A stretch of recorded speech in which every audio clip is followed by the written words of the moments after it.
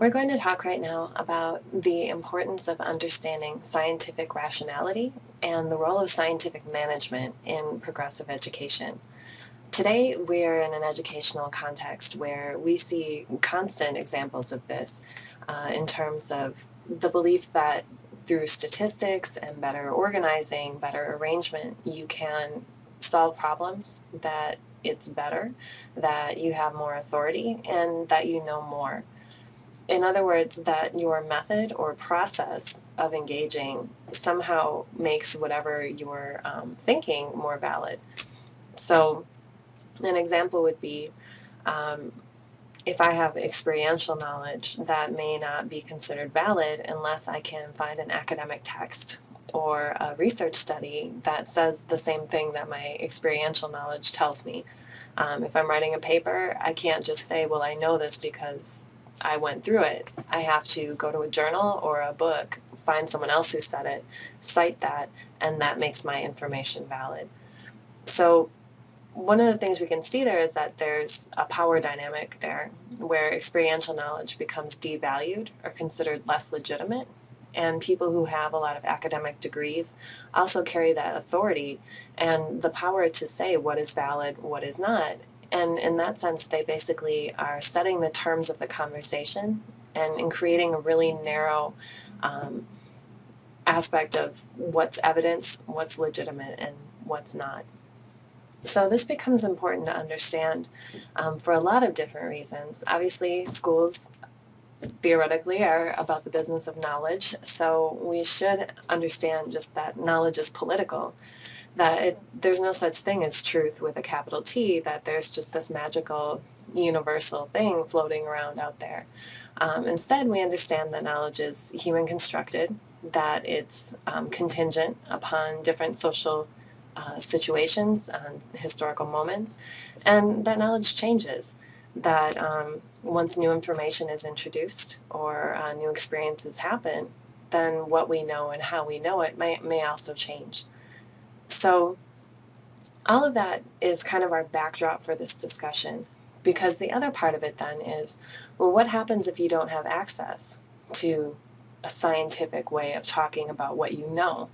What happens if you're excluded from the institutional mechanisms that would allow you to participate in that conversation? In a lot of ways, then you will be someone who is talked about, but not someone who is an active member of the conversation.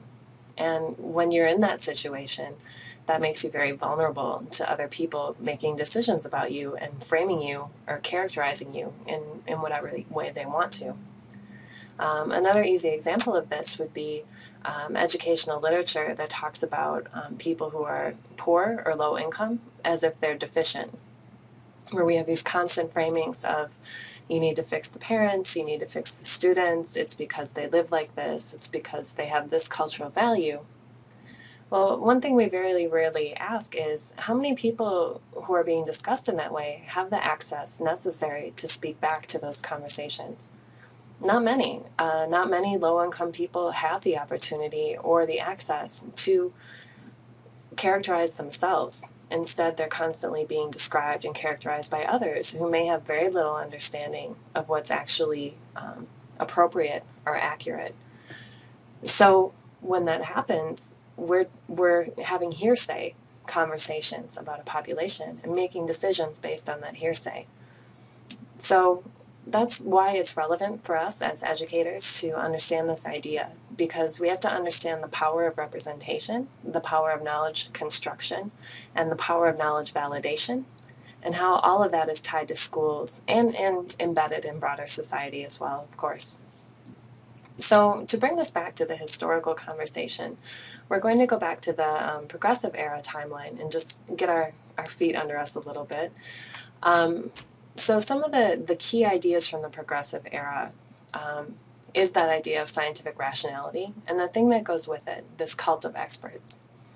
So if you say that valid knowledge is a very narrow way of seeing things, that you have to have a certain process, a certain method, a scientific method, then it stands to reason that not everybody can do this. So the people who can do it, who have the degrees and everything behind them, that would be considered the cult of experts. meaning that they are the decision makers, the people who are deemed most fit to decide because of their educational experiences and their alleged expertise in this area. So this has a lot of implications for democratic participation, because when you say not everyone is fit to make a decision, what you're saying is not everyone is going to be invited to make that decision. This is in strong contradiction to Jefferson's arguments way at the beginning of class, when he was saying everybody has the capability of using their intellect. Everyone is able to self-govern. In the progressive era, we're moving away from that idea. Instead, what we're saying is you need a particular kind of education and a particular kind of degree in order to be considered fit to self-govern. So this coincides with an increasingly complicated institutional arrangement, an increasingly complicated economic arrangement. The country is so much bigger now. There are so many more people in the country, a lot more heterogeneity in the demographics. So everything is bigger and more complicated, basically. And so people are looking to a very centralized form of decision making. And so in that sense, the cult of experts are the people at the center of that decision making, the people at the top of that pyramid who have decided that they have the right to make decisions for other people. So the other thing about all of this complexity is bureaucracy. When you have institutions that are extremely complex, very large, one of the ways in which you keep them running is to have a complex network of administration. So what this means is now you have different departments in the schools. You have vice principals, you have chairs of the math department, janitorial staff, kitchen staff, all of these things. So the system is expanding. It's getting a lot more complicated. We're moving much further beyond the one-room schoolhouse than previously ever happened. And high school is becoming more of a normal thing, although not yet as typical as it will be by the 1950s. But to get back to this idea of the cult of experts, the other part of that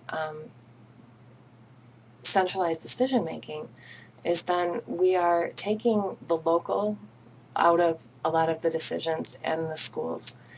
Now, historically, local control has been a huge value for public schools. The idea that in the small locale where your school is located, people know their own interests and their problems best. Now, as we get more complicated in bureaucracy, we see the state government take over many, many more functions. We see that some of the decision making is definitely moving away from the local. As we enter into more contemporary time periods, we can see that that definitely has continued as a trend. That now, as opposed to moving into the state government's hands, we've actually even moved further, where we've gone into the federal government, where even states are saying, you're undermining our local control. So some other things that are tied to this idea of scientific rationality, this idea that you can solve social problems through the application of reason and science. That's been there all along. We saw that with the common schools. Here we're seeing people who are being really strategic in how they're using this. We're going to see that in Chapter 6 with Collier, where he's using boarding schools in the same way with scientific rationality. We see this with Booker T. Washington in Chapter 4. We also see this with Charles Eliot, where he and other people who think like him are using IQ tests and other seemingly neutral mechanisms as a way to sort and stratify opportunity that mirrors a lot of the inequality in broader society. So this application of science has a lot of different components to it. Some of it is positive in the sense that the more technologically adept things become, the more access people have. Similar to the common schools, we can see in this time period that if you're able to handle larger numbers of students, more students are going to have access to school. However, at the same time, if we really narrow down who's considered fit to decide, we've moved further away from a democratic process. We've rationalized the exclusion of communities, of parents, of families, and we've really located a lot of power in a very small elite group of people.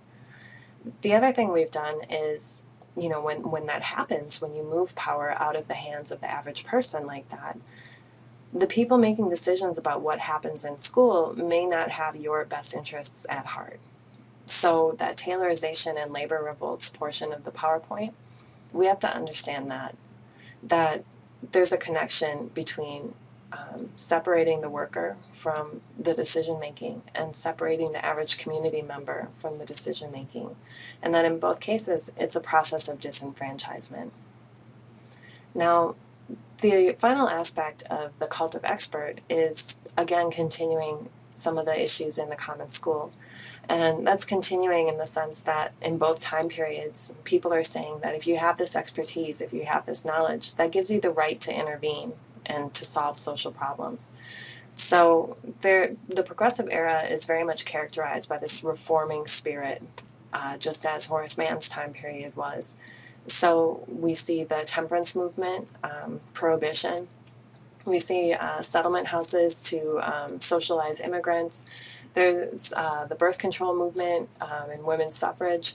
There's a lot of different things going on in this time period where people are trying to use the government or government institutions such as public schools as ways to intervene and solve social problems. So that's our backdrop for progressive education. Progressive education came at this time period where people are using schools to try and reform broader society, where, just like in the Common School era, there are massive waves of immigration. The economy is more and more complicated and more industrialized. We see that North America as a whole now constitutes, that the U.S. now spans from coast to coast across the continent instead of the small area it was at the beginning. And so there's a lot of people having conversations about how do we reform public schools? How do we make them more effective to meet all of these needs that are so rapidly changing? So progressive education, it's important to understand, has two strands, two different kind of main ways of thinking about progressive education. One is called developmental democracy, and that is best symbolized by John Dewey. The other is social efficiency, which is best symbolized by Charles Eliot. Now, they both have in common this idea that you should learn through activities and that you should build on the experiences of the child. However, the way they come at that is extremely different, and that is an important distinction to understand. Now, when Dewey's saying learn through activities, what he's saying is children have a lot of different interests. We should provide them with a lot of experiences and opportunities, and that when they're doing these activities, they're learning a broader concept beyond the activity. So, for example, if they are in a kitchen learning how to cook, they're not just learning to be a cook in the future. They're learning math through the measurements of the meal. They're learning certain social arrangements and decision-making experiences by collaborating with others and so forth. Whereas with Eliot, when he says learn through activities, what he means is vocational education. He means that I assume in the future you will work with your hands in a factory or as a farm worker. And we're going to get you started on that right now by giving you that kind of educational experience. So in other words, Charles Eliot was very much about tracking and about replicating the status quo. Whereas Dewey was more about creating an enriched, critical, almost a constructivist experience. The difference between constructivism and John Dewey is that constructivism is focused really on the individual child, whereas Dewey is thinking society as a whole is going to benefit if all children learn this way. So that's where the developmental democracy comes in. If you teach children to be critical thinkers, to engage the world, to have a wide array of experiences, that will help them to have more empathy and connection with people around them whose lives are different than their own. In other words, if outside the school you live a kind of segregated existence or one that's isolated by race or class, inside the school we're giving you enough sampling of these experiences that hopefully you will be able to sympathize, be able to relate to other people, even if you don't live next door to them once you leave the school.